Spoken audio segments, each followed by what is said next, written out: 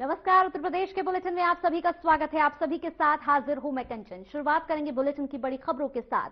तो पुलिस मुख्यालय में प्रदेश के समस्त जनपदीय वरिष्ठ पुलिस अधिकारियों की ऑनलाइन समीक्षा बैठक में पुलिस मंथन 2025 के 11 सत्रों के यहां प्रस्तुतिकरणों के समयबद्ध और प्रभावी क्रियान्वयन के लिए त्वरित कार्रवाई के निर्देश दिए गए। जीरो टॉलरेंस के तहत अपराधियों, माफियों और संवैधानिक कार्रवाई मिशन शक्ति केंद्रों को अधिक संवेदनशील और प्रभावी बनाने, यहां पर जेएवी अभियान को शेष 55 जनपदों में विस्तार कर सड़क दुर्घटना मृत्यु दर घटाने और यक्ष ऐप के जरिए यहां पर प्रशिक्षण और फील्ड स्तरीय अधिकतम उपयोग पर विशेष बल दिया गया।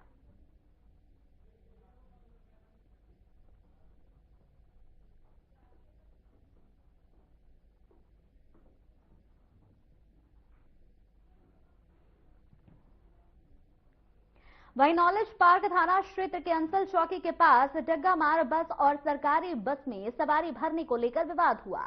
डग्गामार गाड़ियां नियमों को ताक पर रखकर सवारी भरती है, वहीं रोडवेज बसों ने गाड़ी लगाकर सड़क पर पूरी तरह से यहां पर जाम लगा दिया।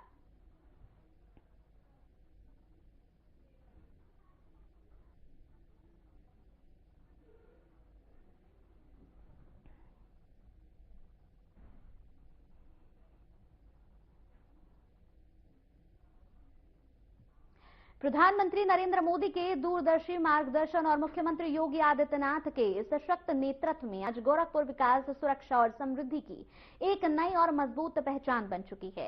एक समय जो क्षेत्र पिछड़ेपन के लिए जाना जाता था, आज वही गोरखपुर आधुनिक इंफ्रास्ट्रक्चर और बेहतर कानून व्यवस्था, स्वास्थ्य, शिक्षा और रोजगार के नए अवसरों के साथ पूर्वांचल के विकास का प्रमुख केंद्र बनकर उभर रहा है।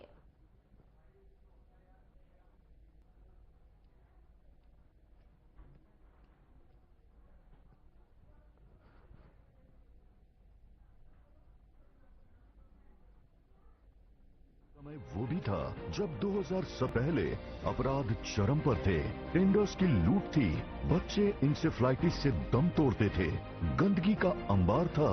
ये सब अब इतिहास है। अब जो भी है वो बेहद खास है। पिछले 9 वर्षों में गोरखपुर सुशासन, विकास और कानून व्यवस्था का प्रतीक बन गया है। अपराध और अपराधियों के विरुद्ध जीरो टॉलरेंस नीति, सुदृढ़ इंफ्रास्ट्रक्चर, शिक्षा, कानून व्यवस्था, सड़क और स्वास्थ्य सुविधाओं में ऐतिहासिक सुधार से गोरखपुर ने तीव्र विकास की जो गति पकड़ी, वो डबल इंजन की रफ्तार से प्रगति का नया आधार बन गया। गोरखपुर में फर्टिलाइजर प्लांट का शुरू होना, गोरखपुर में एम्स का शुरू होना अनेक संदेश दे रहा है। जब डबल इंजन की सरकार होती है तो डबल तेजी से काम भी होता है। नेतृत्व में प्रखरता हो तो प्रदेश भी निखरता है। संवरते गोरखपुर में 200 से भी ज्यादा सड़कों का चौड़ीकरण, 6 लेन और 4 लेन सड़कें, गोरखपुर लिंक एक्सप्रेसवे का निर्माण, गोरखपुर एयरपोर्ट के विस्तार और आधुनिकीकरण से कनेक्टिविटी मजबूत हुई। एम्स के निर्माण से अत्याधुनिक इलाज की निश्चिंतता मिली। बीआरडी मेडिकल कॉलेज एवं अस्पताल में 500 बेड के सुपर स्पेशलिटी बाल रोग विभाग की स्थापना हुई। गोड़धोइया नाले का जीर्णोद्धार हुआ, स्वच्छता को नया विस्तार मिला। होटल मैनेजमेंट संस्थान, सैनिक स्कूल, महायोगी गुरु गोरखनाथ आयुष विश्वविद्यालय, अटल आवासीय विद्यालय जैसी संस्थाओं से शिक्षा को ठोस आकार मिला। आज क्या नहीं है गोरखपुर में? हर ओर अच्छा इंफ्रास्ट्रक्चर है, अच्छी सुविधाएं हैं, बिजली है, पानी है, सफाई है, जल जमाव से मुक्ति है, माफिया और मच्छर से मुक्ति है। टेराकोटा अब गोरखपुर की नई पहचान है। अर्थव्यवस्था को मिल रही नई उड़ान है। विकास के शिखर को छू रहे गोरखपुर में गीडा का विशिष्ट योगदान है। प्लास्टिक पार्क और फ्लैटेड फैक्ट्री का निर्माण, ज्ञान डिस्टिलरी, टाटा प्लास्टिक, ज्ञान मिल्क, वरुण बेवरेज की स्थापना इसी का प्रमाण है। विकास के साथ साथ सांस्कृतिक पुनर्जागरण के लिए प्रतिबद्ध प्रदेश सरकार कला और संस्कृति को लेकर भी सतत प्रयत्नशील है। इसी प्रतिबद्धता का प्रतीक है गोरखपुर महोत्सव, जहां देश भर से आए कलाकार अपनी सतरंगी प्रस्तुति से दर्शकों का मन मोह रहे हैं। ये महोत्सव कला के साथ साथ पर्यटन, संस्कृति और स्थानीय उत्पादों के आयोजन का पर्व भी है। ये है नए भारत का नया उत्तर प्रदेश, जहाँ विकास ही पहचान है, विरासत और कला का सम्मान है, वृद्धि है, संस्कृति है, संस्कार है। यही तो डबल इंजन सरकार है।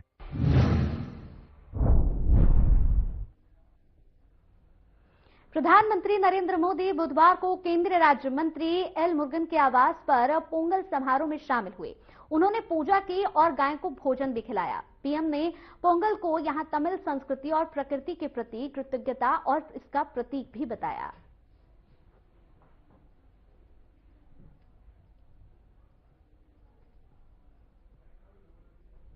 यह पोंगल नड़वा तकल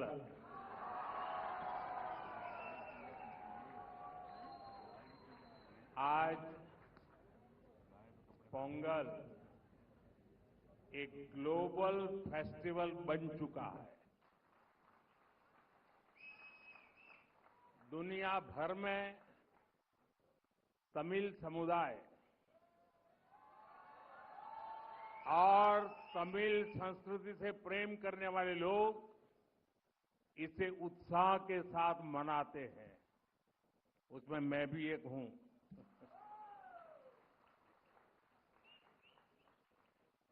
इस विशेष पर्व को आप सभी के साथ मनाना मेरे लिए सौभाग्य की बात है।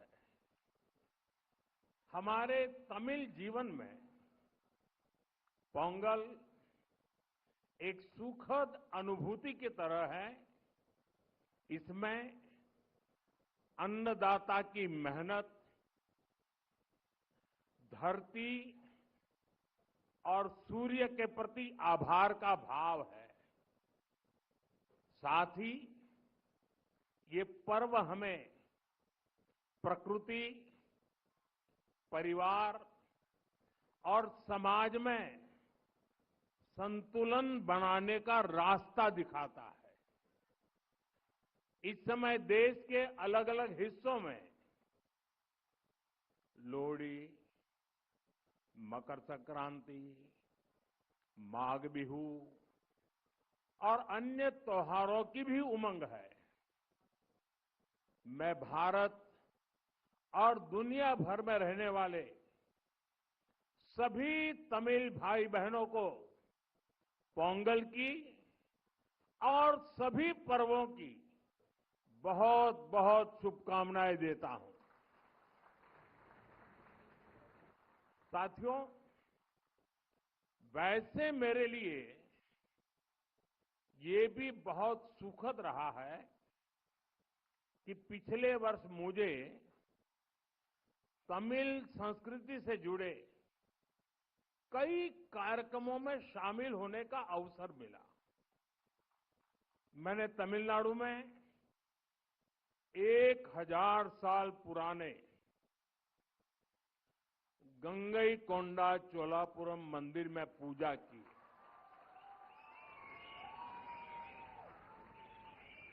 वाराणसी में काशी तमिल संगमम के दौरान सांस्कृतिक एकता की ऊर्जा को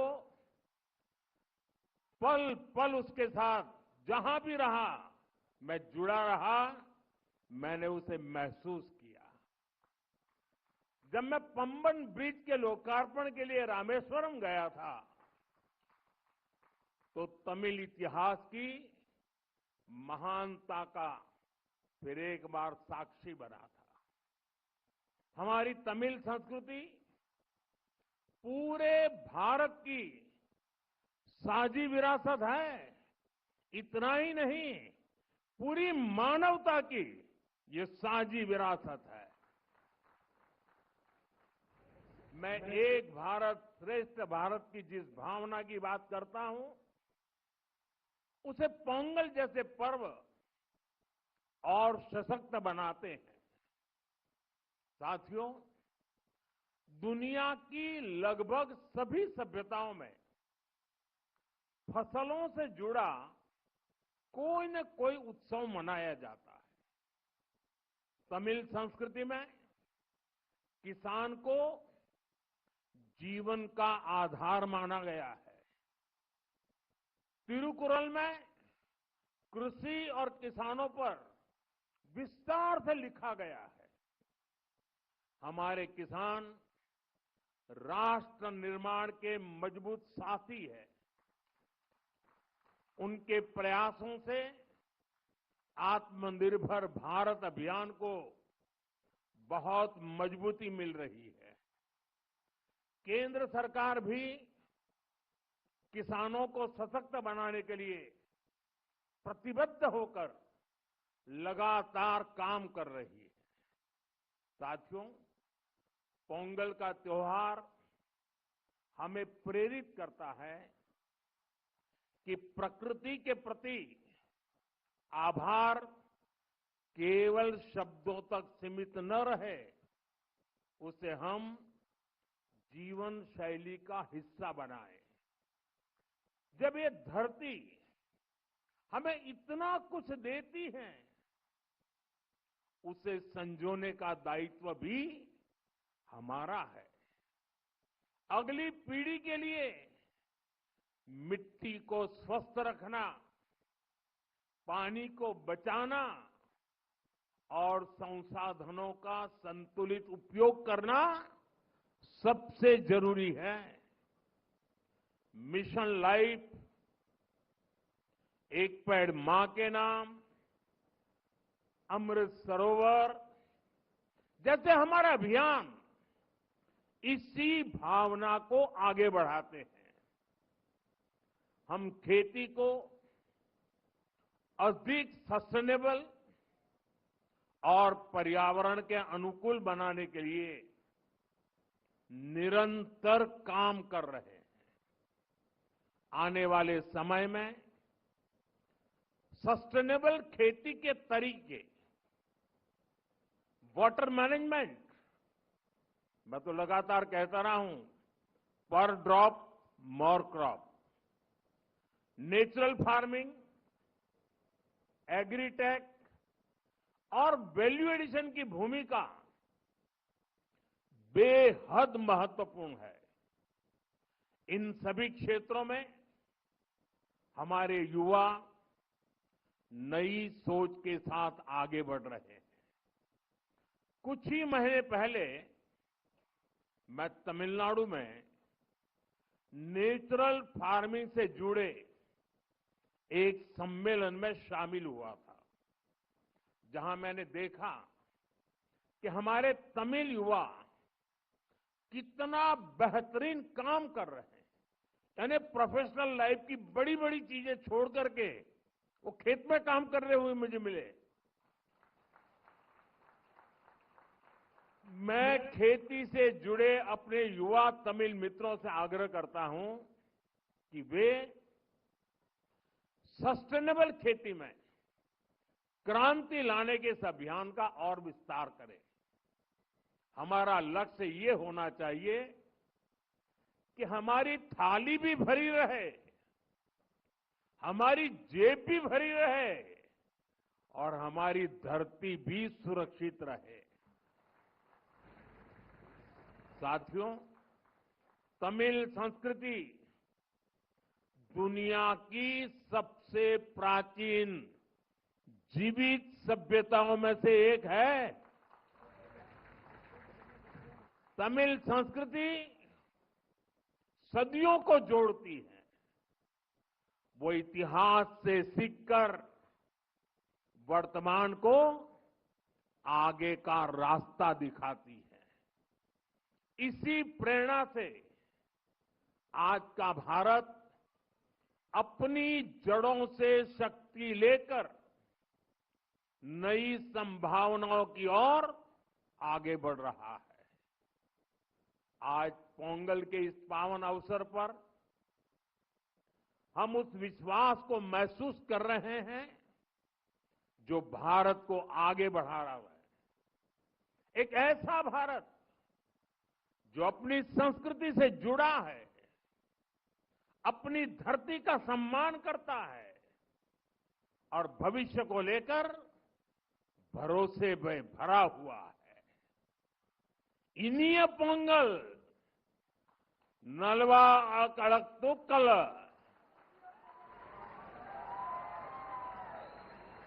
वाळगा तमिल वळगा भारतम।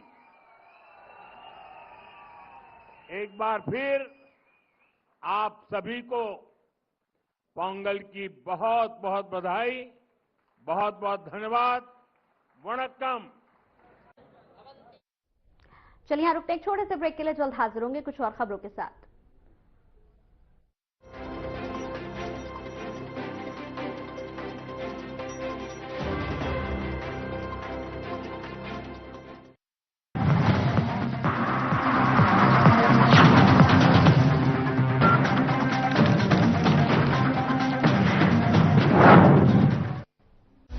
टेक्नोलॉजी की नई उड़ान, नए उत्तर प्रदेश की पहचान।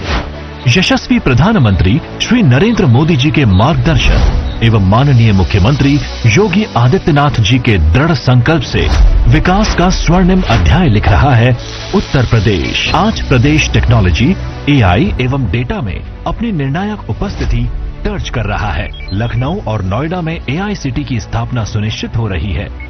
जेवर में 3,700 करोड़ रुपए की सेमीकंडक्टर यूनिट निर्माणाधीन है। डेटा सेंटर पार्क एवं सॉफ्टवेयर टेक्नोलॉजी पार्क की स्थापना से Uttar Pradesh digital power house बनने की दिशा में अग्रसर है।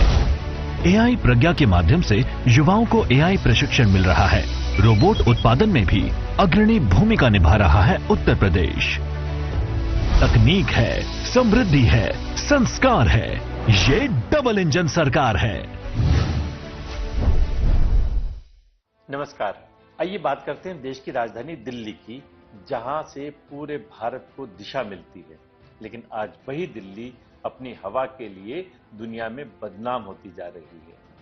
दिल्ली का AQI यानी एयर क्वालिटी इंडेक्स अक्सर डेंजर और सीवियर जोन में दर्ज किया जा रहा है। ये आंकड़े नहीं, ये हर दिल्ली वासी की सांसों की सच्चाई है। सुबह की शुरुआत धुंध से नहीं, जहरीली स्मोक से होती है। सूरज निकलता तो है लेकिन दिखाई नहीं देता। दिल्ली का AQI कई इलाकों में 400 के पार, यानी ऐसी हवा जिसमें सांस लेना दिन में 20 सिगरेट पीने के बराबर बताया जाता है। बच्चे स्कूल जाते वक्त मास्क पहनने को मजबूर हैं। बुजुर्ग और दिल फेफड़ों के मरीज घर से बाहर निकलने से डरते हैं। एम्स और दूसरे अस्पतालों में अस्थमा, ब्रोंकाइटिस और सांस से जुड़ी बीमारियों के मामले लगातार बढ़ रहे हैं। वाहनों का बढ़ता बोझ, निर्माण कार्यों से उड़ती धूल, आसपास के राज्यों में पराली का जलना और हर साल घटता हरित क्षेत्र, इन सब ने मिलकर दिल्ली की हवा को धीरे धीरे जहर बना दिया है। सरकार हर साल एक्शन प्लान बनाती है, लेकिन सवाल ये है, क्या वो जमीन पर उतर रहा है?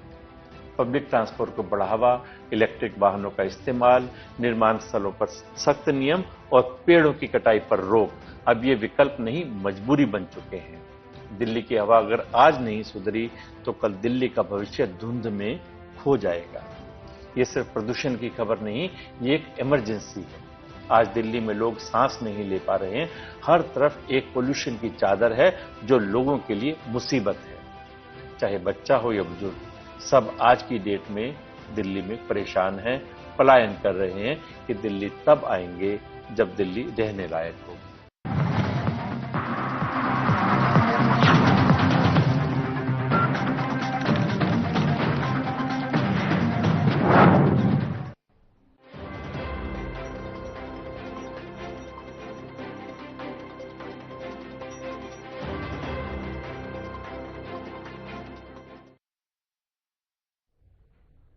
ब्रेक के बाद स्वागत है आपका। तो बीजेपी के राष्ट्रीय प्रवक्ता गुरु प्रकाश पासवान ने बीजेपी मुख्यालय में एक प्रेस कॉन्फ्रेंस को संबोधित किया।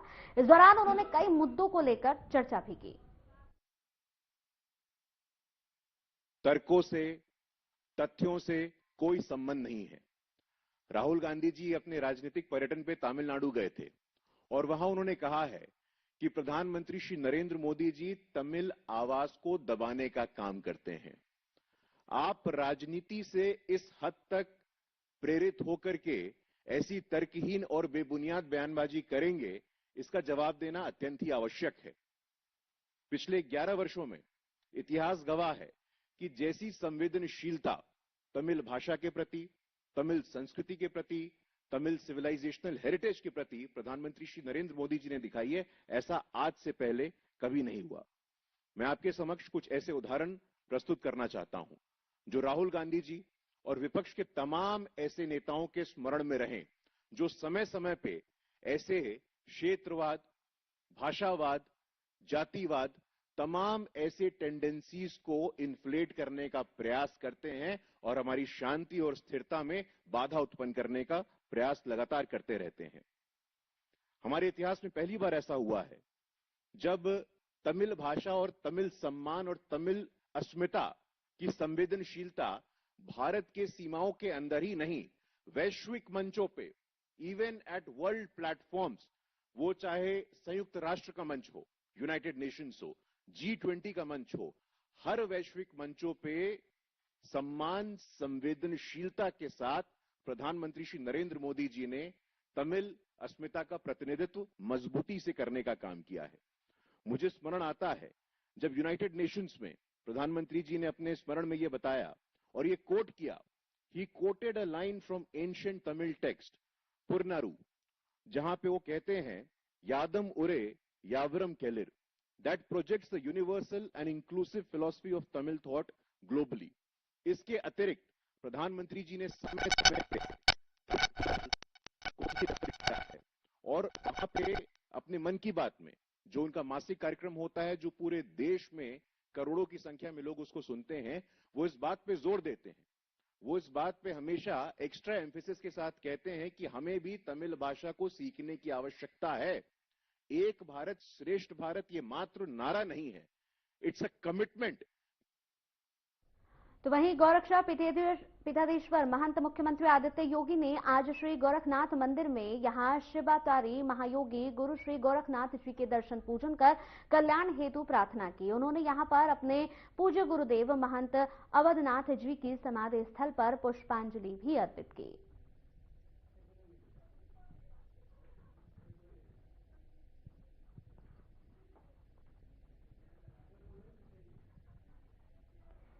वहीं गौरक्षा पीठाधीश्वर महंत मुख्यमंत्री आदित्य योगीनाथ ने आपको बता दी कि यहां पर आज श्री गोरखनाथ मंदिर का भ्रमण किया और गौशाला में गायों को गुड़ खिलाया। उन्होंने बच्चों से संवाद कर आशीष भी दिया।